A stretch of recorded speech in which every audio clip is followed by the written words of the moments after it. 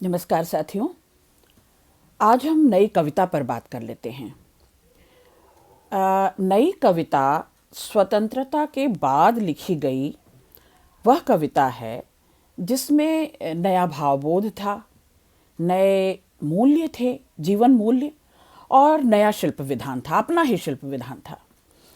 नई कविता में मानव का वह रूप है जो फलसफा लिए हुए, मतलब दार्शनिक रूप है, या कहें कि जो वादों से परे है, जो एकांत में प्रकट होता है, या जो प्रत्येक स्थिति में जीता और मरता है और प्रतिष्ठित होता है, जिसे विजय देव नारायण शाही लघु मानव कहा करते थे। दरअसल जो अपनी लघुता को बड़प्पन में जीता है, गुरुता में जीता है, गुरुता बड़प्पन।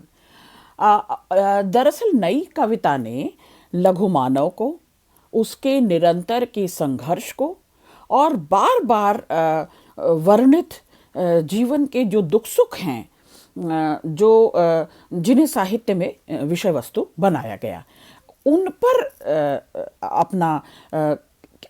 उनको अपना केंद्रीय विषय वस्तु बनाया। नई कविता में दोनों परिवेश को लेकर लिखने वाले कवि रहे। एक तरफ ग्रामीण परिवेश था और दूसरी ओर शहरी परिवेश, जिसमें लगातार अवसाद है, जिसे मैं एलिएशन और आइसोलेशन कहती हूँ, फ्रस्ट्रेशन, कुंठा है, घुटन है, असमानता तो है ही, और विद्रूपता है, जीवन की बदसूरती है। तो दरअसल शहरी परिवेश में जिस कुंठा, घुटन, असमानता, अनाचार और कुरूपता, विसंगति, इस सब की बात हम करते हैं, वह नई कविता की विषय वस्तु बनती है। ठीक है। तो नई कविता की वस्तु को दरअसल हम इस ढंग से अगर देखें तो ये शिल्प की नवीनता होगी, और ये शिल्प की नवीनता उस समय के तमाम अन्य और विषयों को दरअसल गंभीर चुनौती दे रही है। अब इस नए शिल्प को अपनाना बड़े जोखिम का काम था। परंपरागत शिल्प को तोड़कर नए शिल्प, नए उपमान रचना, है ना, ये थोड़ा कठिन था और अपने आप में चुनौतीपूर्ण तो था ही। तो कुछ कविताओं को छोड़कर छोटी मोटी कुछ कविताएं ऐसी रहीं, लेकिन जो प्रभावी कवि थे नई कविता के, उन्होंने कुछ ऐसी रचनाएं भी की जिनमें बहुत अधिक वृतांत हैं। उन वृतांतों में जो सर्वसाधारण है, यानी लघु मानव, उसकी प्रतिष्ठा की गई है। यानी मानव जीवन को महत्वपूर्ण मानकर कि जीवन ही महत्वपूर्ण है, उसे अर्थपूर्ण दृष्टि से देखा गया। अर्थपूर्ण मतलब मानव जीवन कितना प्रासंगिक है, कितना मीनिंगफुल है, इस दृष्टि से देखा गया। अब जैसा कि मैंने कहा, नई कविता में प्रयोगों की नवीनता है ना। प्रयोग हो रहे थे, प्रयोग तो आप देख रहे हैं कि प्रयोगवाद से ही हो रहे थे, लेकिन नए नए भावों को कैसे नए नए शिल्प में बांधा जाए, नई कविता ने यह भी सिखाया। अच्छा, जीवन तुरंत में है, मतलब भूतो न भविष्यति। भूत भी महान, भविष्यत महान है अगर संभाल ले जो कि वर्तमान है। तो ये जो वर्तमान है ना, तुरंत पर भरोसा करना। नई कविता के तमाम कवियों ने, रचनाकारों ने क्षणवाद को महत्व दिया, यानी जीवन का प्रत्येक क्षण महत्वपूर्ण है, और इसे महत्वपूर्ण मानकर जीवन की हर छोटी बड़ी अनुभूति को नई कविता में स्थान मिला है। ठीक है। तो चाहे वो अनुभूतियाँ नई हों, नए नए प्रसंग हों, जीवन के नए संदर्भ हों, या मानव और समाज के दोनों की पारस्परिक जो अनुभूतियाँ जितनी सच्चाई से, अब सच्चाई हमेशा सुंदर नहीं होती, तो जो असुंदर भी है, नए कवियों का ध्यान रहा कि जो असुंदर भी है लेकिन सच है, तो अनुभूति की सच्चाई पर विशेष बल दिया नई कविता में। यही वजह है कि अनुभूति की सच्चाई, चूँकि नए संदर्भों में, महानगरों में कुंठा है, संत्रास है, अकेलापन है, असहायता है, यहाँ तक कि मृत्युबोध है, तो कुंठा, संत्रास, अकेलेपन को, मृत्युबोध को, यानी मानव मन में जो लगातार छोटी छोटी अपनी क्षुद्रताओं के कारण, क्षुद्र स्वार्थों के कारण और उनके पूर्ति न होने के कारण जो असंतोष बढ़ता जा रहा है, ठीक है, या जीवन के भीतर जो संत्रास, जो पीड़ा, अवसाद घेरे हुए है, और यहाँ तक कि मृत्युबोध जो नए मनुष्य को महसूस हो रहा है, इस लघु मानव को महसूस हो रहा है, उसका बड़े वैज्ञानिक ढंग से नई कविता में चित्रण किया गया है। साथियों, यह बता देना भी बहुत ज़रूरी है कि नई कविता में बिंब नए आ रहे हैं, ठीक है, प्रतीक और बिंब। प्रयोगवादी कवियों ने असल में नूतन बिंबों की खोज कर ली थी, नवीन बिंबों की, लेकिन ये इनके अपने गढ़े बिंब हैं, बिंब इमेजेस, जो इमेजेस बन रहे हैं, कविता में इमेजेस बन रहे हैं। और यही वजह है कि अति यथार्थ और बहुत हद तक अति यथार्थ के कारण पलायन की प्रवृत्ति भी नई कविता में देखने को मिल रही है। घोर वैयक्तिकता, पर्सनलाइज कर दिया गया है। पर्सनलाइज मतलब कि बहुत वैयक्तिक निजी सुख दुख को या निजी भोगे हुए सच को इतने विस्तार के साथ, फ्लो के साथ, त्वरा के साथ उसका उद्घाटन नई कविता में किया गया है। यही वजह है कि चाहे वो अवसाद है, निराशा है या अति बौद्धिकता है, अति बौद्धिकता, इन सबको नई कविता में स्थान मिला है। अच्छा, कुछ व्यंग्य प्रधान रचनाएं भी हुई हैं इस काल में। मानव जीवन विसंगतियों से भरा हुआ है, तमाम विकृतियां उसे घेरे हुए हैं, है ना, या तमाम अनैतिक, अनीतिपूर्ण रवैया उसके प्रति उसे रोज़ साल रहा है, कष्ट दे रहा है।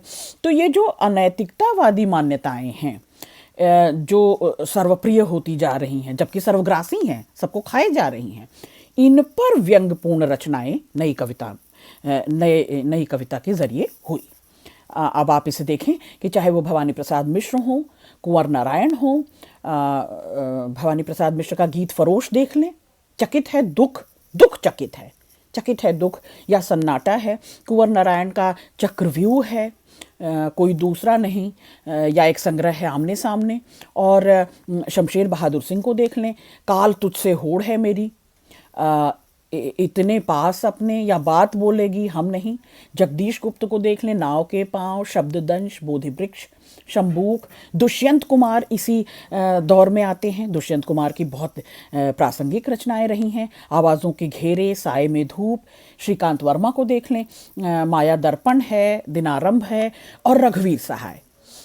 रघुवीर सहाय के लगभग सभी संकलन, हंसो हंसो जल्दी हंसो, आत्महत्या के विरुद्ध, है ना, ये नरेश मेहता हैं, वन पाखी सुनो, बोलने दो चीड़, इस तरह के तमाम प्रसिद्ध नई कविता के दौर में लिखने वाले कवि और उनकी रचनाएं इस प्रकार ये रही हैं। जैसा कि मैंने सबसे पहले कहा आपसे कि मानव मूल्यों के अवमूल्यन के कारण या व्यक्तित्व के विघटन के कारण जो संत्रास है, जो निराशा चहुओर व्याप्त है, तो अब इन जीवन की विसंगतियों से जूझ कर, टकरा कर, जो ये सर्वसाधारण है, जो सीधा साधा आदमी है, वो भीतर ही भीतर टूटता जा रहा है, ठीक है। तो इस कारण उसके मन में निराशा भर रही है, और इसी निराशा के कारण इस नैराश्य भाव को कवि भी, इस दौर के कवि उद्घाटित कर रहे हैं, जो सर्वसाधारण के भीतर निराशा के भाव भर रहा है। विजयदेव नारायण शाही की कुछ पंक्तियां आप देखें। मैं बरसों इस नगर की सड़कों पर आवारा फिरा हूँ, वहाँ भी जहाँ शीशे की तरह सन्नाटा चटकता है और आसमान से मरी हुई बतखें गिरती हैं। विजयदेव नारायण शाही की ये नैराश्य भावना को उद्घाटित करती हुई कुछ पंक्तियां हैं जो मैं उदाहरण स्वरूप आपको बताना चाहती थी। ठीक इसी तरह से नई कविता में वेदना के स्वर बहुत दिखाई देते हैं। आर्थिक विषमता है, सामाजिक विविधता है, भिन्नता है, जिसको विविधता नहीं कहूँगी, सामाजिक भिन्नता है, भेदभाव, इन सब ने आम आदमी में वेदना, पीड़ा, अपार पीड़ा, अपरंपार पीड़ा, उसे वेदना से भर दिया है। उसे जीवन में अब हर ओर अपने प्रति अवरोध, गतिरोध दिखाई पड़ता है। और अवरोध और गतिरोध के सबसे महत्वपूर्ण कवि उस दौर में अगर कोई कहे जाएं तो वो मुक्तिबोध याद आते हैं। गजानन माधव मुक्तिबोध, अब आप देखें, मुक्तिबोध की कुछ पंक्तियां हमें उदाहरण के रूप में देनी चाहिए। सामने मेरे सर्दी में बोरे को ओढ़कर कोई एक अपने हाथ पैर समेटे कांप रहा, हिल रहा, वह मर जाएगा। ये मुक्तिबोध की पंक्तियां हैं जो उस वक्त की घनीभूत वेदना को उद्घाटित कर रही हैं साथियों। ठीक है, ऐसे ही नई कविता में अनास्था के स्वर हैं। विश्वास कहीं दिखाई नहीं देता, विश्वास करने का मन नहीं करता, आस्था कहीं टिकती नहीं है। तो नए कवि को ऐसे बड़े सारे कारण मौजूद थे आसपास जीवन में कि हर व्यक्ति प्रत्येक वस्तु के प्रति और हर व्यक्ति के प्रति अनास्था उत्पन्न हो रही थी, अविश्वास उत्पन्न हो रहा था। न केवल धर्म को लेकर, जैसा कि मैं पहले भी बता चुकी हूँ, आधुनिक काल में आपको प्रवेश कराया तो मैंने बताया ही है कि धर्म को लेकर, ईश्वर को लेकर अनास्था हो चुकी थी, अविश्वास हो चुका था। तो इस सब के बाद भी अपने चहुओर अपने परिवेश के प्रति, है ना, अपने परिवेश के प्रति, अपने वातावरण के प्रति और व्यक्ति का व्यक्ति से भी मोहभंग हो रहा था। तो ऐसे में अनास्था का स्वर भी नई कविता में दिखाई देता है। तो मैंने कहा कि कुंठा है, संत्रास है, वेदना है, घनीभूत वेदना है, अनास्था है और मृत्युबोध। अब देखें कि निराशा और हताशा की स्थितियों में अनास्था ही जन्म लेगी, किसी के प्रति विश्वास तो टिकेगा नहीं और व्यक्ति जीवन से उकता जाएगा। और जब वो जीवन से उकता जाता है, जब वो जीवन से ऊबने लगता है और जब निराशा अपने चरम रूप में होती है, तो कुंवर नारायण की पंक्तियां देखें, इन पंक्तियों में आपको मृत्युबोध दिखाई देगा, जिस मृत्युबोध के बारे में मैं बात कर रही थी। एक दिन मौत की घंटी बजी, हड़बड़ा कर उठ बैठा, मैं हूं, मैं हूं, मैं हूं। मौत ने कहा, करवट बदल कर सो जाओ। जैसे आदमी इंतजार कर रहा हो, जैसे अपने मृत्यु को समीप आता देख रहा हो, और जैसे यहाँ तक लगता है कि मृत्यु की प्रतीक्षा में लगातार आदमी मृत्यु की प्रतीक्षा में हो। तो आप ये अतिबौद्धिकता है, भोगने की, जानने की और सोचने का चरम है। तो इस वैयक्तिकता और अतिबौद्धिकता ने भी नई कविता को एक नया फ्लेवर दिया। नई कविता में यह भी विशेषता के रूप में, महत्वपूर्ण विशेषता के रूप में गिनाई जा सकती है कि जो कवि है अपने ही भीतर से मरता जा रहा है ना, क्योंकि आसपास तो विश्वास टिक नहीं रहा, किसी पर भरोसा हो नहीं रहा, अनास्था का चरम है। तो ऐसे में वह अपने में सिमटा जा रहा है, अपने ही भीतर सिमटा जा रहा है, अपने ही सुख दुख, अपनी ही आशा निराशा और अपनी ही अभिव्यक्ति को सबसे अधिक महत्वपूर्ण मान रहा है। आप देख रहे हैं, तो कविता में भी, साहित्य में भी वो यही व्यक्त करेगा जो वो महसूस कर रहा है, जिसके साथ वो लगातार सतत है, जिसके साथ वो लगातार है। तो यह आत्माभिव्यक्ति जो है, इसे करने में से कोई भय नहीं, कोई गुरेज नहीं मैं कहूँगी, और संकोच तो है ही नहीं। आज का कवि भावुकता के स्थान पर जीवन को दूसरे नज़रिए से देखता है, बल्कि मैं कहूँगी लॉजिकल होता जा रहा है, तार्किक होता जा रहा है ना। तो तार्किक होता जा रहा है, बौद्धिक होता जा रहा है, और उसका दृष्टिकोण जो है वो भावना प्रधान न होकर बुद्धि प्रधान हो गया है। अब वह उसे काल्पनिक आदर्शवाद नहीं कहीं दिखाई देता, बल्कि उसे सारा गड्डमड यथार्थ दिखाई देता है ना, उबड़ खाबड़ यथार्थ उबड़ खाबड़ है, कटु है, कसैला है, तो वह उसे वही दिखाई देता है और यही उसे आकर्षित भी कर रहा है अपनी कविता के संवेद्य वस्तु के लिए।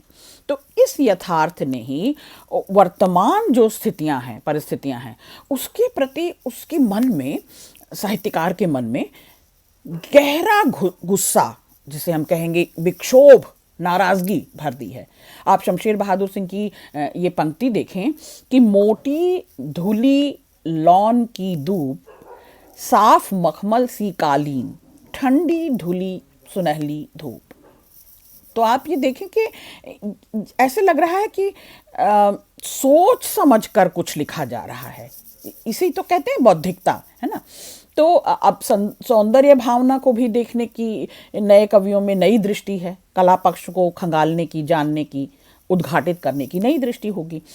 इन कवियों में, क्योंकि इनका कवि सौंदर्य जो है, इसकी परिधि, परिधि कहते हैं बेटा दायरा, वो दायरा जो है, ये प्रत्येक उस वस्तु को, चाहे वो सुंदर है या असुंदर है, ठीक, जैसी है, जिस रूप में भी वह दिखाई देती है, अपने अति यथार्थ रूप में भी वह अपील करती है, और वह अपील करती है, और उसे ही कवि अपनी भाषा में या प्रादेशिक भाषाओं में भी, उर्दू, अंग्रेजी, हिंदी, सभी शब्दों को घुलाता मिलाता है नया कवि।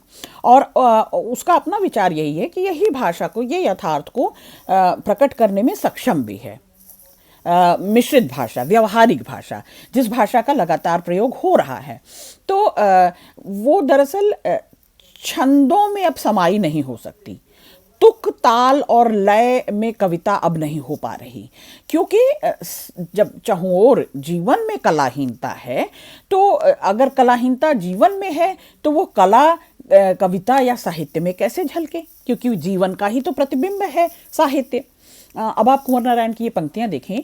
पार्क में बैठा रहा कुछ देर तक, अच्छा लगा, पेड़ की छाया का सुख अच्छा लगा, डाल से गिरा पत्ता, पत्ते का मन, अब चलूं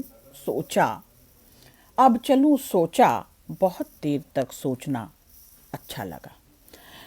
तो आप देखें कि इन नई कविता के कवियों में ये भाव, एक ठहराव जैसा, कि निस्संगता जैसी, हर चीज़ अच्छी लग रही, अपने अनुसार लग रही, और नहीं भी लग रही, वह मतलब वह महसूस भी हो रही है, वह अनुभूत भी हो रही है, और अभिव्यक्त भी साथ के साथ हुए जा रही है। उसके बारे में ज़्यादा, उस पर समय ज़्यादा कवि नहीं लगा रहा। अब चाहे डॉक्टर जगदीश गुप्त हों, रामस्वरूप चतुर्वेदी हों, शमशेर बहादुर सिंह तो मैंने आपको बताया ही, सर्वेश्वर दयाल सक्सेना हों, कुंवर नारायण हों, धर्मवीर भारती हों, फेरहिस्त लंबी है, मैं बहुत लोगों के नाम गिना सकती हूँ, लक्ष्मीकांत वर्मा हो, विजय देव नारायण शाही हो, ये सभी नई कविता में योगदान दे रहे थे। नई कविता के उस दौर में लगातार सतत लिख रहे थे, रच रहे थे। तो नई कविता में दिख पड़ने वाली ये सारी विशेषताएं दरअसल इन परिस्थितियों, इन मनोवृत्तियों की उपज है, जो आज का सारा जीवन है ना, सारा आज का परिवेश, और तमाम इसकी जो पसरी हुई विविधताएं हैं, जो विसंगतियां हैं और जो विडंबनाएं हैं, इन्हीं विसंगतियों, विडंबनाओं और विविधताओं को नई कविता ने मूर्त रूप दिया। मूर्त रूप कहते हैं साकार रूप, सामने लाकर आपके खड़ा कर दिया।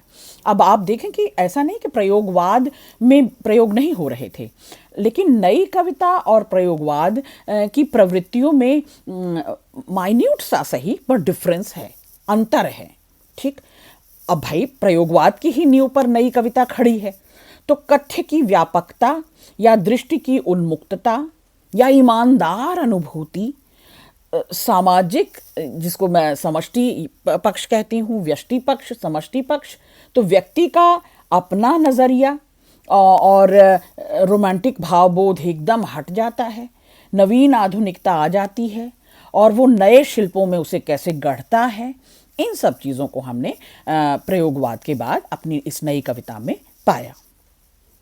फिर मैं इस और आपका ध्यान आकृष्ट करूंगी कि नई कविता में अनुभूति की सच्चाई और यथार्थ बोध प्रबल रूप में है।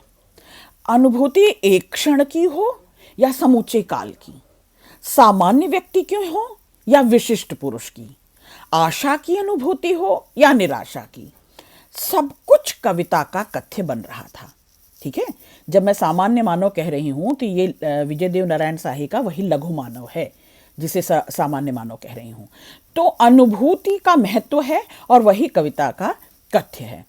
समाज की अनुभूति कवि की अनुभूति बन जाती है और कविता में व्यक्त होती है। नई कविता इस वास्तविकता को, इस सच्चाई को स्वीकारती है और ईमानदारी से उसे अपनी कविता में परोसती है, डिलीवर करती है। मानव को उसके समस्त सुखों दुखों, समस्त विसंगतियों, समस्त विडंबनाओं और उसके परिवेश सहित, जिस परिवेश में वह जीता मरता है, उसके साथ उसे स्वीकारती है। इसमें न तो छायावाद की तरह समाज से पलायन है और न प्रयोगवादियों की तरह मनोग्रंथियों का नग्न चित्रण हो रहा है, वैयक्तिक चित्रण। घोर व्यक्तिनिष्ठ अहम भावना नहीं देखने को मिलेगी नई कविता में, ठीक है। लेकिन नई कविता में व्यक्ति की अनुभूति की ईमानदारी दिखेगी, व्यक्ति की क्षणिक अनुभूतियों और उसके दर्द का संवेदनापूर्ण वर्णन और चित्रण आपको दिखाई देगा, है ना। रघुवीर सहाय की वो कविता की का अंश हमें कोट करना ही चाहिए। आज फिर शुरू हुआ जीवन, आज मैंने एक छोटी सी सरस सी कविता पढ़ी, आज मैंने सूरज को डूबते देर तक देखा, जी भर कर शीतल जल से स्नान किया, आज एक छोटी सी बच्ची आई, खिलक कर मेरे कंधे पर चढ़ी, आज आदि से अंत तक एक पूरा गान किया, आज जीवन फिर शुरू हुआ। तो आप देखें कि जीवन की प्रत्येक पल की, हर क्षण की अनुभूति को रघुवीर सहाय पिरो रहे हैं। जो जो अनुभूत किया उस सब को सिलसिलेवार कविता में, सिलसिलेवार ब्यौरा नहीं है ये, लेकिन सिलसिलेवार कविता में हर अनुभूत क्षण को व्यक्त कर रहे हैं। यही नई कविता है। अब आप इसे कथ्य की व्यापकता कह लेंगे, आप कहेंगे कि ये दृष्टि का खुलापन है, दृष्टि की व्यापकता है, नज़रिए की उन्मुक्तता है। तो है नई कविता में जीवन के प्रति दरअसल जीवन को पूर्ण रूप में स्वीकारने की और उसे भोगने की, अब जो है जैसा है, तो इसे भोगने की प्रवृत्ति दिखाई दे रही है, और जो भोगा हुआ है उसको अभिव्यक्त कर देने में कोई गुरेज इन्हें नहीं है। नई कविता में आप ये भी देखें कि कथ्य और दृष्टि को विस्तार मिल रहा है। जो पूर्ववर्ती काव्य धाराओं में उस तरह से विषय की विविधता नहीं दिखाई देगी। पुराने मूल्यों और पुराने प्रतिमानों के प्रति विद्रोह का भाव भी दिखाई दे रहा है। कविता में धर्म, दर्शन, नीति, आचार, सभी प्रकार के मूल्यों को चुनौती मिल रही है ना। और ये कोई फार्मूले नहीं है कि ओढ़े पहने हैं, ये जीवन की नई अनुभूतियां हैं, जीवन का नया चिंतन है, नई गति है, ठीक। तो मान्य जो प्रचलित फार्मूले हैं या मूल्यों के जो प्रचलित रूप हैं, है ना, उनसे हटकर दरअसल नए सृजनात्मक आकुलता नई कविता में दिखाई दे रही है। जैसा कि जो मैंने आकलन किया, जैसा मुझे समझ में आया, नई कविता के कवियों में अधिकांशतः प्रगतिवाद और प्रयोगवाद के खेमे में रह चुके कवि ही आते हैं, ठीक। तो उस समस्या को या विज्ञान से नए आयाम से जोड़कर कविता को देखना, विषय को विस्तार देना, या आम आदमी जिस पीड़ा को लगातार झेल रहा है, जो औसत आदमी है, जिसे मैं मध्यम वर्गीय आदमी कहती हूँ, जिस जीवन को वो जीता है और जो लघु मानव है, दरअसल कविता का नायक वही है, साहित्य का नायक वही है। उसे इतिहास ने अब तक इतना अपने से अलगाया, ये एक तरह की कॉन्स्पिरेसी है ना, कि उसे इतिहास ने अपने से अलग रखा। इसीलिए नई कविता ने उसकी पीड़ा को, उसके अभाव को, उसकी तनाव को वाणी दी, जुबान दी। तो नई कविता ने उन्हें इस दृष्टि से देखा। या मनुष्य के भीतर जो मानवता का अंश महानगरों में रहने के कारण, शहरी दंश को सहने के कारण जो धीरे धीरे वो संकीर्ण होता जा रहा है, स्वार्थी होता जा रहा है, और अपने चहुओर भी वह यही सब संकीर्णता और स्वार्थ पा रहा है। इसे अज्ञेय कहते हैं। बड़े शहर के ढंग और हैं, हम गोटे हैं यहाँ, दांव गहरे हैं उस चौपड़ के। और श्रीकांत वर्मा के शब्दों में शहरी जिंदगी है, चिमनियों की गंध में डूबा है शहर, शाम थक कर आ रही है कारखानों से। तो ये महानगर का दुख है, महानगर का परिवेश है, वो दंश है जिसे मनुष्य जैसा अनुभूत कर रहा है, जो मैंने कहा ना कि अनुभूति की सच्चाई और हर क्षण की अनुभूति की सच्चाई को अभिव्यक्त कर रही नई कविता। तो मानवतावाद को दरअसल साथियों एक नई परिभाषा मिलती है नई कविता में, ठीक है। जब मैं ये कह रही हूँ तो मतलब जो उलझी हुई संवेदना है, जो चेतना के विभिन्न स्तर हैं, है ना, या जिस परिवेश को हम देख रहे हैं, समझ रहे हैं और उसकी ही व्याख्या करने की कोशिश कर रहे हैं। नया कवि ये कर रहा है कि मनुष्य को किसी कल्पित सुंदरता से या मूल्यों के आधार पर नहीं, पुराने पारंपरिक मूल्यों के आधार पर नहीं, बल्कि उसके अपने ही तड़पते दर्द, अपनी ही भीतर की संवेदनाओं के आधार पर उसे उसका लेवल, उसका स्तर सिद्ध कर रही है। और यही यही जुड़ाव है, लोक से जुड़ाव। तो कुंठाओं को, वर्जनाओं को से कैसे मुक्ति पाई जाए, नई कविता यह कोशिश करती है। स्वयं को किसी विषय से कभी अछूता नहीं रखती, इसलिए उनको भी स्थान मिल रहा है। इससे पहले साहित्य में कुंठाओं और वर्जनाओं का संकेत नहीं मिलता। तो अनुभूति के प्रति ये ईमानदारी है ना कि कुछ भी छिपाया नहीं जा रहा, कोई कपट नहीं हो रहा। और नए कवियों ने ये आवाज़ उठाई कि हम तो सारा का सारा लेंगे जीवन, कम से कम की बात ना हमसे कीजिए। ठीक है, तो इस सब से आप ये देखें कि ज्ञान और मर्यादा उसका क्या करें हम, ज्ञान और मर्यादा उसका क्या करें हम, उनको क्या पीसेंगे या उनको खाएंगे या उनको ओढ़ेंगे या उनको बिछाएंगे। तो व्यक्ति की चेतना में जीवन के जो सारे व्यापार हैं, खेत खलिहान, नगर, गांव और उनकी व्यापक धरातल पर व्यक्ति की अनुभूतियों को जो स्वर मिल रहा है ना, तो उसके व्यक्ति के जीवन में कोई मायने नहीं है। विवेक और विचार की कविता है ये नई कविता। ठीक है, तो नई कविता में केवल भावबोध की अंधी श्रद्धा नहीं है, बल्कि बुद्धि, विवेक, तर्क और विचार है। लक्ष्मीकांत वर्मा के शब्दों में आप देखें तो वो कहते हैं नई कविता के बारे में कि नई कविता की प्रकृति है प्रत्येक सत्य को विवेक से देखना। ठीक है, उसके परिप्रेक्ष्य में प्रयोग के माध्यम से निष्कर्ष तक पहुंचना, बाहरी स्थितियों के प्रति सतर्क और सचेत होकर कवि दरअसल मानसिक विश्लेषण कर रहा है। कवि कहता है, मैं खुद को कुरेद रहा था, अपने बहाने उन तमाम लोगों की सफलताओं असफलताओं को सोच रहा था जो मेरे नज़दीक थे। इस तरह साबुत और सीधे विचारों पर जमी हुई काई और उगी हुई घास को खरोच रहा था, नोच रहा था। अब कला की दृष्टि से देखें, सौंदर्य की दृष्टि से देखें तो ये नोचना, खरोचना ये कविता की शब्दावली नहीं है। ठीक है, लेकिन विसंगतियों को उद्घाटित करने के लिए, विसंगतियों की अभिव्यक्ति करने के लिए इस तरह की वोकैबुलरी आएगी, इस तरह की शब्दावली आएगी। ठीक है, भारतीय राजनीति में जो विसंगतियां लगातार भर रही हैं, या समाज में, या आर्थिक आधार पर, धरातल पर, तो वो लगातार विरोधाभास देखने को मिल रहा है। तो कविता उस मोहभंग को उठाएगी ना, कविता उस मोहभंग को उभारेगी। यही कारण है कि नई कविता में आक्रोश है, नाराजगी है, घृणा और विद्रोह तक है। और आक्रोश पर तो बहुत लिखा गया है, रघुवीर सहाय ने ही बहुत लिखा है, उस असंतोष पर बहुत लिखा है, द्वंद्व और संघर्ष पर बहुत लिखा है। तो ये जो आत्मसंघर्ष है ये कविता में कैसे स्थान ले रही है और सामाजिक बुनियादी मुद्दों को कैसे कविता में उठा रही है, या आज की व्यवस्था में जो आत्मीय प्रसंगों में नहीं उभर पाता यह संघर्ष, सामाजिक और मानवीय व्यापार में कैसे संदर्भ उठ रहे हैं।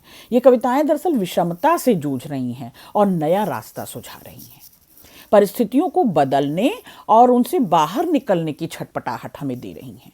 ठीक है, जब भी मैंने उनसे कहा कि देश, शासन और राशन, ठीक है, जब भी मैंने उनसे कहा कि देश, शासन और राशन, उन्होंने मुझे रोक दिया है। वे मुझे अपराध से असली मुकाम पर उंगली रखने से मना करते हैं। तो परिवेश संबंधी तमाम सत्य को उद्घाटित करना दरअसल नई कविता का उद्देश्य है। नई कविता अनुभूति के आभिजात्य और भिन्न भिन्न दृष्टियों या वादों से बने हुए उनके घेरों को तोड़कर व्यक्ति द्वारा भोगे हुए छोटे बड़े हर सच को प्रतीकों और बिंबों के माध्यम से नगरीय जीवन को और नगरीय यांत्रिकता को, उसके दबाव को और मूल्यों के विखंडन को, जिंदगी के तनाव को, परिवेश से जो परायापन उसे मिल रहा है उस नॉस्टैल्जिया को, और नई सभ्यता ने जो शहर के आदमी को इस हद तक तोड़ दिया है कि न वह गांव का रहना शहर का हुआ, शहर में वह बेगाना ही रहा। तो ये जो शहरी रोज़मर्रा ज़िंदगी की अनुभूतियाँ हैं, इसकी बड़ी सहजता से अभिव्यक्ति नई कविता में मिलती है। इस सब को आप बहुत ध्यान से जानेंगे और समझेंगे कि जो पल पल का अंतर्विरोध है, अंतर्विरोध कहते हैं जूझ, संघर्ष, भीतर उहापोह है कि क्या क्या होना चाहिए, ऐसा है वैसा है, क्या सही है। तो ऊपर से जो कुछ भी रंगीन दिखाई देता है शहरी जिंदगी, लेकिन वह व्यक्ति को कितना विदेह कर देती है, व्यक्ति को कितना अपने आप से ही दूर करने लगती है। आम आदमी आज अपने दर्द से छुटकारा पाता नहीं, उसी दर्द में रहने और जीने के लिए मजबूर हो जाता है। ठीक है, तो इस यथार्थ पीड़ा का चित्रण नई कविता में बड़ी वास्तविकता से हुई है। आंतरिक तनाव को, आंतरिक द्वंद्व को उभारा जाता है नई कविता में। हाँ, व्यापक सामाजिक यथार्थ से उसे जोड़ा जाता है और जिंदगी की मारक स्थितियों को, ठोस सच्चाइयों को, राजनीतिक सरोकारों को यह कविता उभारती है, यह कविता स्थान देती है। एकाएक मुझे भान होता है जग का, अखबारी दुनिया का फैलाव, फसाव घिराव तनाव है सबोर, पत्ते न खड़कें सेना ने घेर ली हैं सड़कें। तो ये व्यंग्य का तीवर है नई कविता में। यह आप देखें यथार्थ का कितना जिसको कहते हैं कि बेलौस, बिंदास, है ना, बिना डर का वर्णन है यथार्थ का। ठीक है, तो और स्त्री के प्रति भी नज़रिया हमें देख लेना चाहिए कि नई कविता में स्त्री के प्रति जो नज़रिया है वो कोई श्रद्धापूर्ण, वात्सल्यपूर्ण, सम्मानपूर्ण, स्नेहपूर्ण नहीं है। नारी तुम केवल श्रद्धा हो नहीं है, बल्कि स्त्री जो है नर और नारी के बीच सृष्टि के आरंभ से ही द्वंद्व चला रहा है, संघर्ष चला रहा है।